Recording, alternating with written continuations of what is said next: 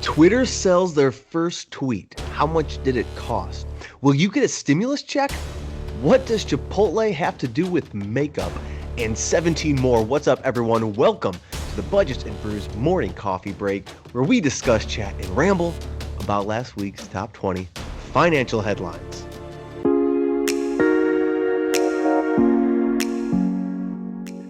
All right, today is March 14th, 2021. Let's get that coffee out and start brewing those hot headlines. And as a reminder, you can watch these episodes on YouTube. If you're currently listening via podcast, we're going to discuss our top 10, then list and link the remaining 10 for your enjoyment. Headline number 1, the first tweet ever. It's up for sale, Tony. And it has a bid of $2.5 million. What did it read? What was the very first tweet? Do you know what it was? I can see it here. I see you have it. You don't know. It was just setting up my Twitter. Quotes, just setting up my Twitter by Twitter CEO Jack Dorsey. This is very interesting because I feel we just talked about this the other day. I feel like there's something new I have to learn and know of investments every single week. This is called an NFT. What is that? It's called a non-fungible token. What are those? Not Crocs. Not Crocs. They are so it's this tweet, the first tweet that Jack Dorsey tweeted, you can buy that. And that's an investment. Yep. It's the weirdest thing. So what it is, it's a unique, verifiable digital asset. Once again, what are those? Think like a GIF or GIF, however you pronounce it, an image, a video, a music album, stuff like that. Anything that exists digital online, it can be purchased as an NFT theoretically. So examples, we talked about a couple of them, but the first tweet, 1, a video of LeBron James dunking. So somebody put that on the screen because that is awesome. Yeah. Somebody in the stands, obviously, maybe like front row, captured LeBron James dunking. And if you think about it, so there are probably a lot of those videos, but you don't own one, I don't own one. And if it's up close and personal, somebody would probably pay for that original, which is also weird because you could just go to YouTube and watch it. But owning that, having that ownership of it, I guess makes it really, really special. So that video sold for $200,000. The original Dogecoin meme, like we talk about Dogecoin all the time, sold for $600,000. Like the original creator, whoever created that meme that has been spread all over the internet, if they can verify to say that was the first one, that's an investment now. So Justin Roiland, he's the creator of a popular animated series, Rick and Morty. You're a big fan, Rick and Morty. Yep. He sold his collection of 16 works of virtual images of Rick and Morty for $2.3 million. And this thing called Beeple, it went for $6.6 million. It's a 10-second video art where you could have watched for free online, sold for $6.5 million. It blows my mind. So what are your thoughts on this new age investment type of thing? This is like a technology that's just came about, right? So NFTs, it's a way to verify digital assets, and I think it's revolutionary, and I think a lot of other people are seeing it that way too, which is why you see these crazy prices for stuff like a video of LeBron James dunking. Sure, you can go online, you can Google that, and you can watch it right now, but you don't own that video. Even if you download it, you don't have ownership, and you can't verify. Original content. Right. That's what it's the original content of whoever's cell phone that was that took that video. I guess that means something to that individual sports memorabilia if you're a fan of that. I think it's interesting, but at the same time, I think it's just like baseball cards. Looks like a lot more money. Like, I don't know, I'm not in the baseball card business, but it's something I think of those lines of that memorabilia of a meme or something, because you can sell it in the aftermarket. Yeah, the value might go up, but just like artwork, like that's what it is. I don't think it's something where digital collectibles, right? Because I'm not going to buy it to invest in it, to resell it. I guess I could, But you say that now, but I think this technology is revolutionary. I think this is like a .com. What do I go Bitcoin or do I take a non-fungible token? Well, Bitcoin is a crypto, right? And there's many other cryptos out there. We don't know what Oh, I cryptocurrency, know. But I'm just if saying, like, if any, someone will who's take looking, over. like, Yeah. you're someone now, it's like, well, what do I invest in? Do I invest in the stock market? Do I invest in real estate? Do I invest in Bitcoin? Do I invest in a non-fungible token? Like, there's so Crazy many time different to be an investor. vehicles. Anyway, what's the next headline? Yeah, it's definitely a crazy time to be an investor. There's so many emerging things out there that are just wild. But number two here is the stimulus check news. So we have that President Joe Biden signed a $1.9 trillion coronavirus relief package into law last Thursday afternoon. The plan will send direct payments up to $1,400 to most Americans, and also put nearly $20 billion towards COVID-19 vaccines, and then $350 billion into state and local tribal relief. So a lot going into this. $1.9 trillion is no small amount. If you are a single filer earning an adjusted gross income of up to $75,000, and the heads of households earning up to $112,000, you'll receive $1,400. If you're married and you earn up to $150,000 for your household, you are eligible for $2,800, and then taxpayers will also receive $1,400 for each dependent. So the White House said last week that these should be coming out as early as this weekend, this past weekend. So Perfect. they I'm should going to be the really hitting casino your this bank account. weekend. Yeah. I need some money to start to throw on some roulette. No, I think it's, we talked about the economy doing a little bounce back. And there are more things, that we have on our headlines that is going to simulate that exact same thing. And so I think this is exactly what it's made for. It's going to be bolstering the economy. It's getting the money that's out there. Yep. I hope the people who need it are not going to be just blowing it on stuff. They're going to be using it for food. They're going to be using it for their shelter, as they should. The rest of the people, hopefully that could be something where now they're putting that back into in the economy. And so, exactly, for an investor, I like it. I mean, you could knock it too. But for me personally, sure, go ahead, throw that back in there. I want to see my stock start doing good. Yeah, and when this news dropped, the S&P saw a 1% increase. I think it was the Dow or the Nasdaq saw like a 2.4% increase. So you can already see like the immediate effects of just like that kind of headline coming out. Yeah.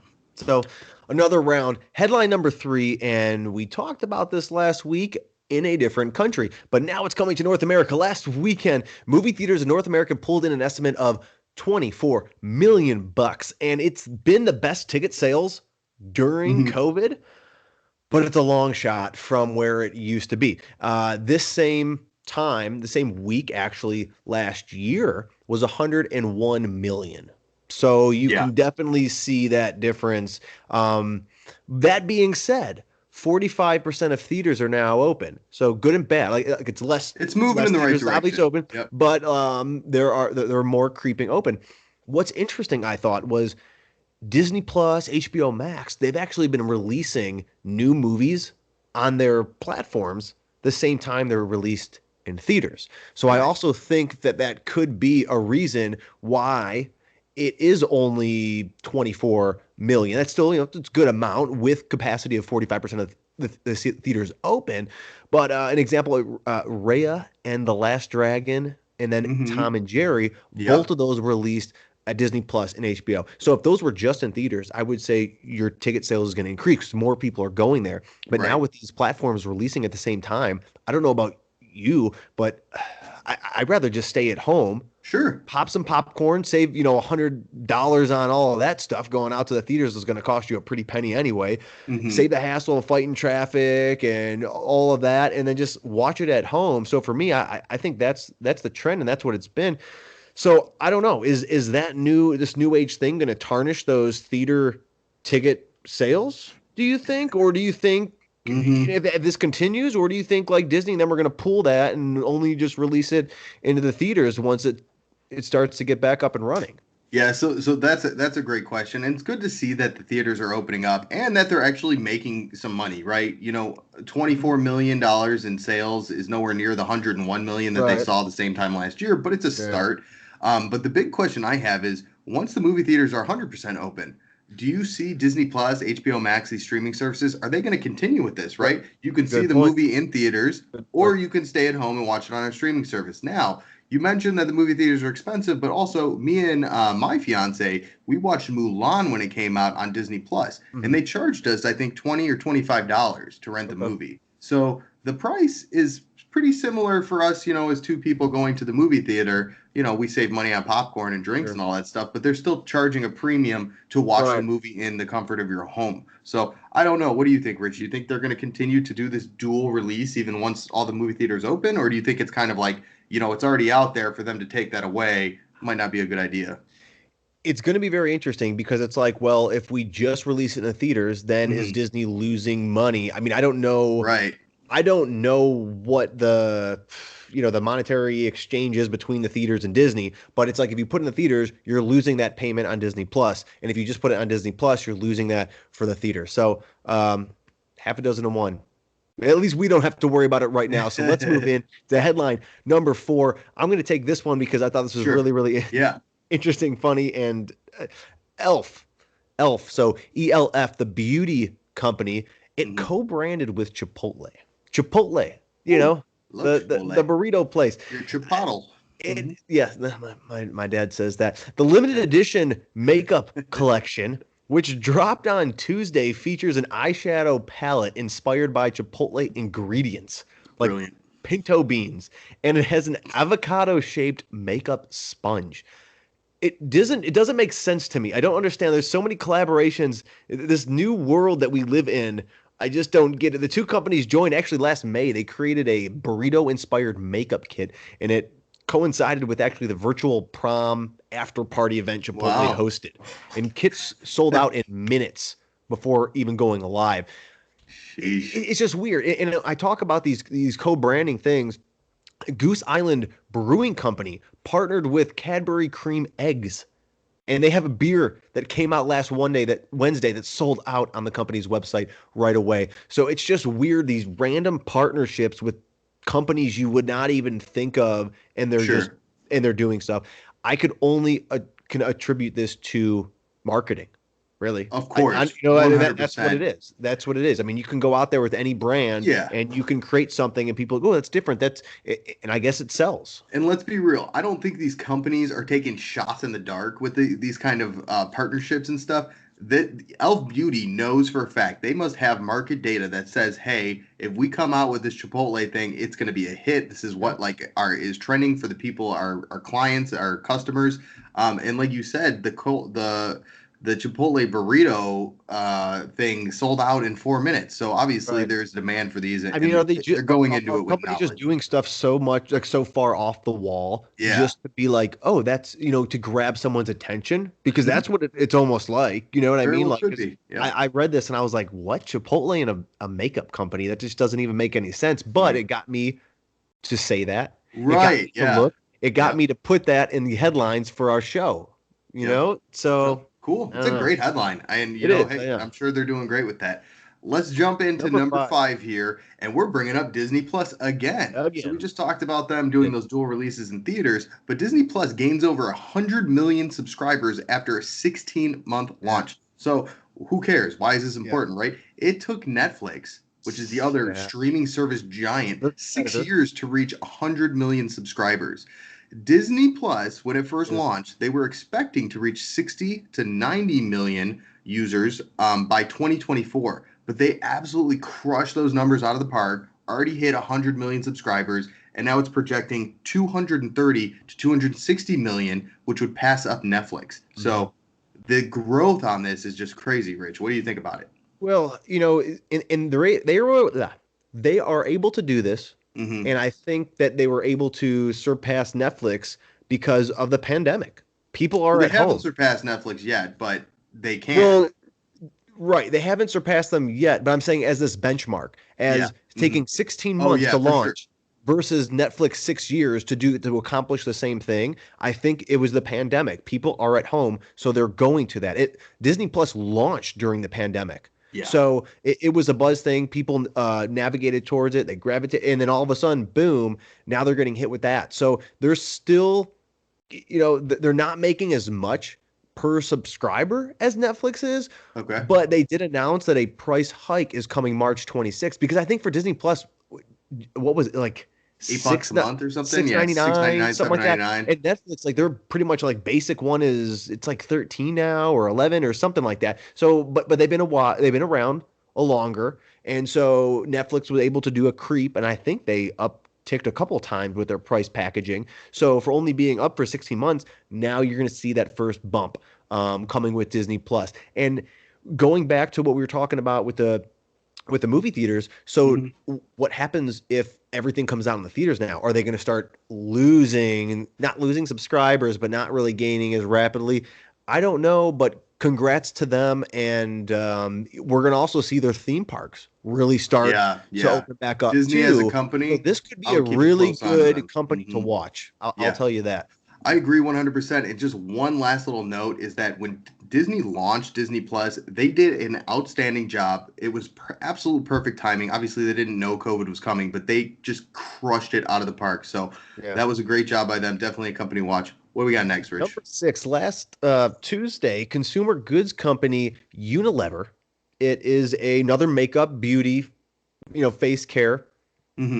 Erase the word normal from all packaging and advertising for its beauty and personal products. Unilever's new positive beauty vision and strategy is actually grounded toward inclusivity.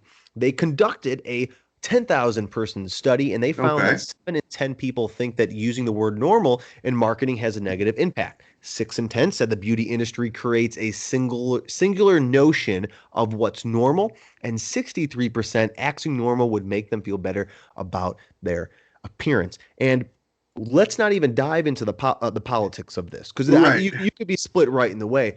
But and I've sort of been saying this when we talked about the Mavericks, and we talked about doing the national anthem. I think it was the national anthem, or or whatever we talked about. Are these companies now just going towards whatever is going to increase their sales? So what I'm hoping is when a company does this, and maybe that's on me. Maybe I should be doing more research into this. But if a company does this, I'm hoping it's not just because of the cash and the revenue and they're doing this to sell it. I really hope they back this inclusivity. I hope they really have action behind this, because I feel like right now we're living in a time where diversity, inclusion, equity, all those things are great. I'm a very big component of all of those things, but I feel like it's a buzzword. And I feel like people are using it to gain revenue, and they're using it for almost personal gain. Their self-image, action behind it from these different companies. Sure. And I want to see that continue. Not just to, okay, we're going to do this for this year, we're going to slap this label, and then we're going to start going back to our own ways. Yeah. That's the big thing that I feel like for me, with anyone who's doing this, is let's show some action behind it, because I feel like it's just a very, very buzzword, and people are just slapping labels on things to say, hey, look at me, I'm doing this now, buy my product. Absolutely. I got nothing to add on that. I think you knocked it out of the park with that. Number 7. Number 7, this is a great one. Okay, so Roblox. Any Roblox fans out there? An online multiplayer video game platform jumped 7.75% on its public debut on last Wednesday. So it's going public thing's getting old. I know. We see so many people, the SPACs, the IPOs, and this actually time. A company just goes public and everyone throws money in and it goes up. So, Rich, tell us about how Roblox went public, because they didn't go the IPO route and they didn't go the SPAC route. What happened? So this is a new one, and so I'm excited for that. This is a direct listing. So it's a method that ensures the company's stakeholders themselves, not the investment banks, capture the most of the stock gains. So usually what you do is you hire like a bank to underwrite this thing, and then they determine the stock, and you have to pay value the stock. All that. Exactly. So this company says, the heck with all that. We're just going to throw it out there and see what happens. So that's what they did. They went direct listing. They did not do a public offering where they're getting investments. They did not SPAC where they got somebody to back them and then take them public and all this stuff. And so what I thought was really cool, because, I've heard the Roblox being the gaming platform, but I did not know that it was more so a platform that allows you to create like your own mini games. Yes. And other users can actually start to create your game with you or finish it. And you could, Lil Nas X, he did a concert on Roblox. So it's like you could do a bunch of different things on that platform. And They have like almost 200 million monthly active users. It's crazy. Of January. And most of them are little kids. Yes, most of their users are under the age of 13, but 199 million monthly active users. Yeah. Active users is the key word there. These aren't just people enrolled who have a Roblox account. They have almost 200 million people, every month logging into their platform and using this thing. So it's absolutely huge. And then on top of that, Roblox also makes money. They generated $923 million in revenue last year, primarily through sales of virtual in-game currencies called Robux. And you can use those Robux, like you could buy different things on it, but they haven't turned a profit yet. Like, so they're generating that revenue off of that, similar to like a Fortnite, where you can buy, I don't know, like in-game purchases, skins, stuff like that. Yeah, that's how like Call of Duty's now doing cosmetic stuff. Mm-hmm. Exactly. But they expect to rake in about 1.44 billion and 1.5 billion in 2021 revenue. So if they did that, then they're expecting growth. Right. Yeah. They're expecting growth, and I think they're on their way to profit. I mean, Roblox is a huge platform there, so I'm sure they'll find ways to make money. Yeah. But yeah. What do you got for number 8? Number 8, surges for fully vaccinated travel jumped 750%, and CDC guidelines for travel spiked 650% on Tuesday, and that is via per Google Trends. So once again, we're talking about the economy jumping back in. Now it's travel. People are moving around. We had the vaccines coming out. It's doing exactly what it's supposed to. People now feel more comfortable. More places are lifting their restrictions. They're allowing, travel. It's becoming almost normal. Although I shouldn't say normal. People are buying plane tickets, clearly, right? They're researching ticket. I mean, Google Trends don't lie. You know what I mean? You can coin that. But up 750 for guidelines and up 650 for fully vaccinated travel. This summer, I think we are going to I'm actually interested to see if we do see a minor spike in COVID-19 in general, because I feel like a lot of people are so anxious, been cooped up over the whole winter. They're going out there. Hopefully they're vaccinated. Hopefully companies, airports, whatever it is, they have procedures in place saying, hey, prove to me that you've been vaccinated or whatnot. But regardless, people are moving around. That's great. And the top 2 destinations are Florida and Las Vegas. I think Las Vegas could be very tricky. But those 2 that are the most searched. Number 3 is Hawaii, actually. Yeah, really cool. I think it's great to see people coming out. I'm waiting for, obviously the airlines got hit really, really hard by COVID. They had to find alternative ways to try to bring in revenue and stuff like that. I've seen a lot of creative headlines of ways they're doing things. But I'm wondering if we're going to see ticket flights prices increase soon. As we kind of reach that herd immunity state and COVID starts dying off, I wonder if you're going to see the price hikes on you would think tickets. So. I don't know. Hopefully not. Like, I hope people don't have to spend that much money. But if I'm a company and I see that this is 750, 650 in spikes of people going like that, and maybe you're limiting your flights and you're spacing it out. I know, like, I flew Delta not too long ago, and it was like it was only like 2. They didn't have that middle seat, which I love that. Get more room. But if that's the case and it's in demand, I would, I guess, if I'm a business, going to hike those up as long as everyone else follows suit. Yeah. All right. Well, number 9, we have here some speculation news. So the SEC says it's never, and I quote, it's never a good idea to invest in a SPAC just because someone famous sponsors or invests in it or says it's a good investment. Right. So they're warning investors, you shouldn't just invest in a company going SPAC.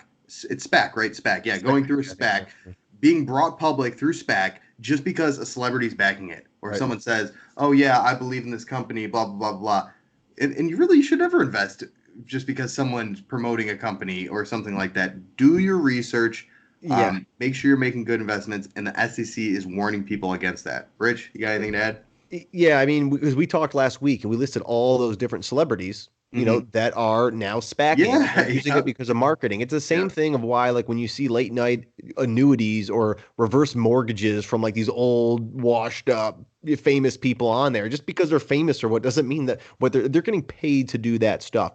And when we talk about this, it's the same thing and you're going to talk about this actually next. But when we talked about GameStop, you shouldn't just invest because someone did a meme about it and everyone's going in here. Okay, like, no, it doesn't mean it's a good investment. Do your research behind that. Like, you could have made money, but it doesn't mean it was a good investment. You could poorly invest in something blindly and make money. It's the risk that you're taking. So they're just warning you. They want people to protect themselves. Hey, don't just throw your money because Kim Kardashian or whoever we were talking about, said Serena Williams is behind it. Yeah, for sure. Yeah. And you brought us right into our next topic, which is number GameStop. 10. Yes, GameStop. Number 10, GameStop. And on a roller coaster once again. Yeah, you wanna take this one? Take it. I hate GameStop. Okay, so GameStop is on a roller coaster ride once again, but the short interest is actually dropping. So people aren't trying to short the stock as much. But on Wednesday, news broke that Ryan Cohen would take a role at the company in GameStop. And obviously, if you don't know who Ryan Cohen is, he is he used to be one of the founders or owners or CEOs or someone on the executive team of Chewy. And they transformed the e-commerce business and saw huge success. So the fact that he is joining the GameStop team and he's officially taking on a role now sent the stock price shooting up. So GameStop actually hit $347 last Wednesday afternoon. Then it plunged 43% down to $198 within 30 minutes. So think about that. 347 to 198 within 30 minutes, a huge spike up, huge spike down, and then it ended up climbing its way back up to $257 an hour later, and I think it closed somewhere around there on that day. But this just shows the volatility and the crazy speculation and how headlines can kind of impact the actual price of a stock. I mean, GameStop is being valuated at like a crazy high number, which is it's not worth that. That is why I am an index fund passive investor. Yes, and my index funds and my ETFs and my mutual funds have been doing great, but you hear in the headlines about so many people making money or getting rich quick off GameStop. The majority of the people that invest in GameStop are losing money. Do not be one of those people. Do not try to get rich quick. Educate yourself and follow the proven methods to build your wealth. I mean, that's what you should do. The only thing that I have to say about this, and GameStop was dying.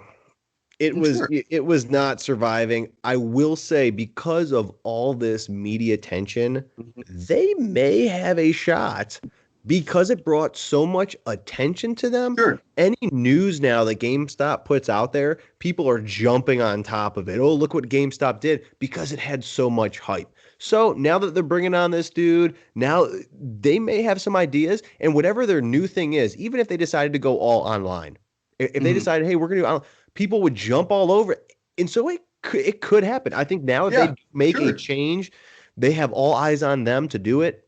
It maybe, but I'm not going to put down with it. GameStop has brand name recognition, right? They're an established company. They were on the decline. There's no lie about that. And GameStop knew they had to do some sort of radical transformation move to keep up with the digital time that's currently taking place. Everything's done digitally. Everything's done over the internet. Your games are purchased, content's downloaded, all that stuff. Ryan Cohen obviously saw an opportunity here. That's why he took that 10% stake in GameStop. That's why he's taking a position with the company. He sees the potential. And Rich, you kind of admittedly just said, you can see that they can kind of turn this around to a positive spin and kind of bring the company back to life. And I agree 100%. All right. So we are going to whip through these notable mentions. They didn't quite make it, but we're going to give them some praise right here. Number 11, Apple plans to release reality headsets in mid-2022, followed by augmented reality glasses in 2025. I am so excited. I cannot wait for the next 10 years of technology to come out because it's going to be amazing. All right. Number 12, Instagram said it's debating giving users the option to hide like counts on the platform. Just an option that they're thinking about adding. Yeah. I think it's kind of cool. Number 13, GameStop shot up 42% after the company announced that Ryan Cohen okay, let's skip to 14. We'll cut that. We'll cut that. We're going to let it air, but we're also going to cut it. Okay, all right. You go ahead with number 14. We doubled it up. Okay, 14, Tesla is building a huge battery in Texas that links up to the state's energy grid, according to Bloomberg. That is interesting. All right, number 15, Boeing last month received more orders for its planes than cancellations for the Yeah. first time since November of 2019. Hey, good job, Boeing. Yeah. After all the problems that had. Yeah. All right, number 16, Dollar General is exploring a partnership with the CDC to distribute vaccines at stores. And we talked about this with Walmart doing it, CVS. Yep. Hey, you get them in, they shop, and there you go. Good marketing. I love this one. Number 17, Lego sales boomed 21% last year. Kids are staying at home. They're playing with their Legos. Absolutely love it. 18, GE's big makeover continues. It's merging its aircraft leasing business with Ireland's AerCap. Yep. AerCap, okay, in a deal worth over $30 billion. GE's making big moves. Good for them. All right, number 9, we're talking about Netflix. They are cracking down on password sharing in a new test program. According to a Magid firm research, roughly 1/3 of the Netflix accounts are shared. That's crazy. I blasphemy. Yeah. Number 20, LG Energy Solutions says to invest $4.5 billion in U.S. battery production through 2025. They are stepping into the EV battery business with everybody else. And that wraps up this week's episode. We hope you enjoyed your morning coffee. Tune in next week to see what news is brewing. In the meantime, don't forget to follow us on Facebook. Stay up to date with current trends and hit the subscribe button. Help the channel out. Check out our website. Subscribe to our newsletter. We have merchandise. We have beer reviews. We have the whole kit and caboodle. That does it. See ya.